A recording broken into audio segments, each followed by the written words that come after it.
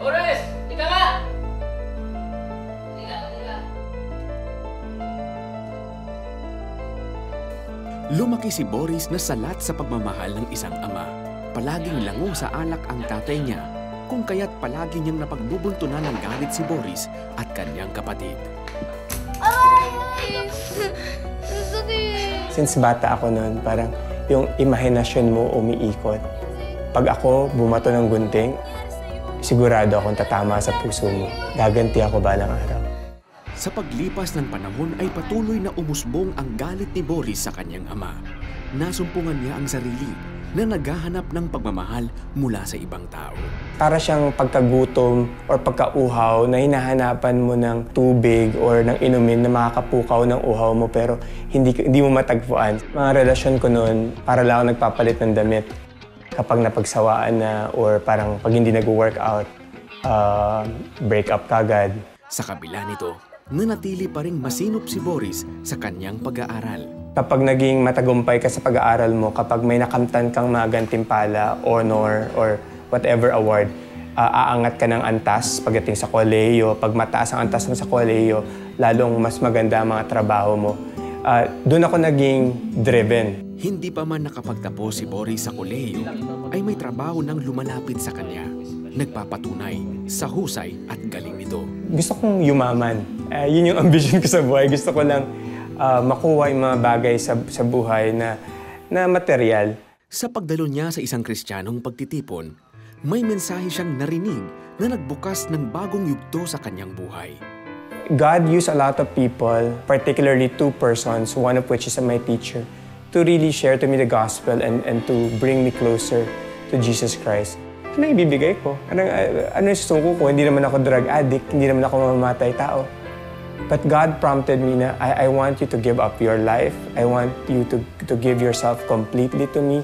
I want you to surrender. What Jesus Christ has been calling me to is to give up myself, to give up my ambition, to give up my bitterness. Subalit binaliwala iyon ni Boris. Patuloy na nilamon siya ng kalakaran ng katiwalian sa kanyang pinagtatrabahuan. Naging compromising yung attitude ko. Without being guided well, ang pakiramdam ko, I need to do this in order to achieve this. And I'm driven by my ambition because I want to achieve, I want to excel, I want to be somebody.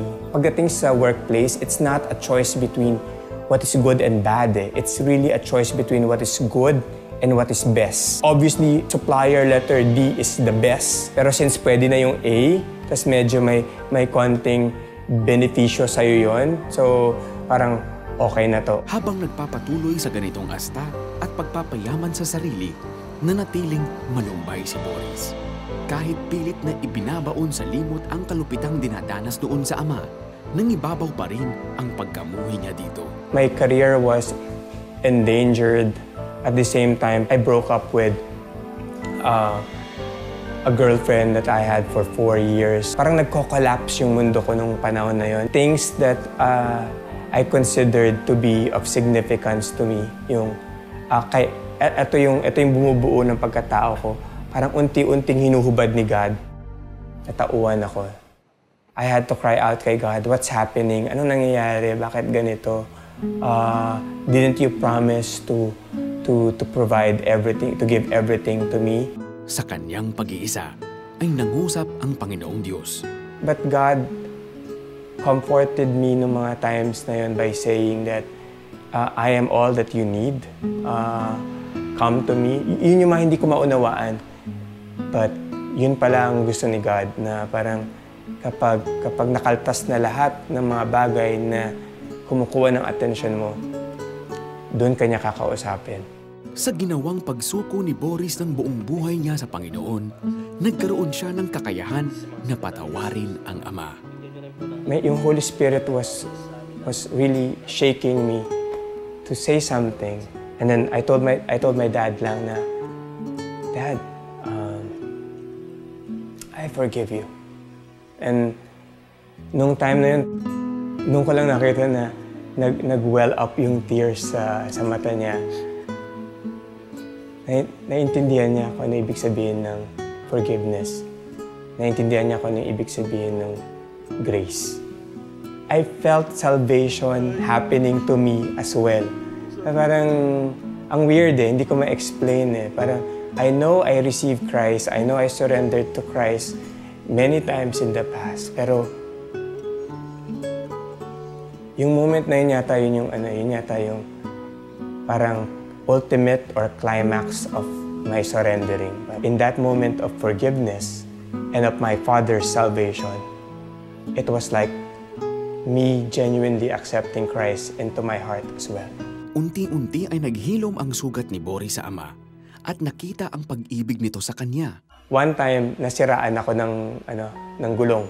Humingi ako ng direksyon kung paano ganito ganyan. Text lang.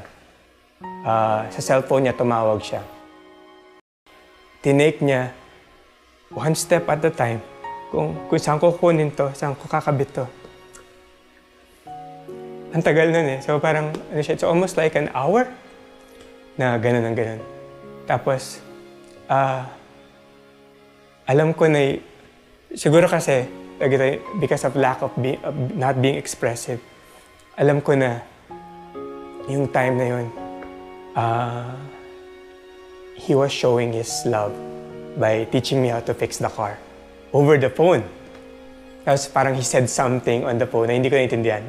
Sige, Dad, salamat Parang sabi ko, may sinabi ko, ano? Tapos, hindi, wala. May sinabi ka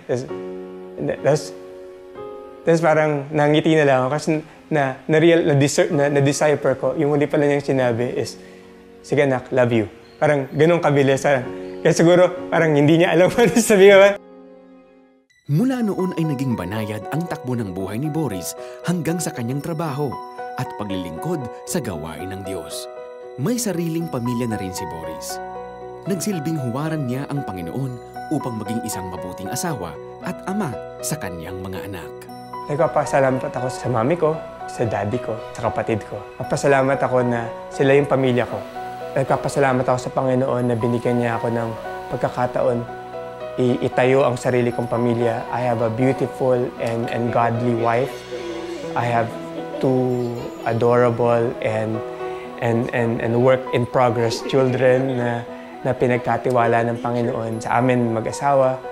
I am thankful kay God because I found my significance in Him. Kung ano man yung kakulangan ng tatay natin, ng magulang natin, ng asawa natin, God fills that up and He makes us complete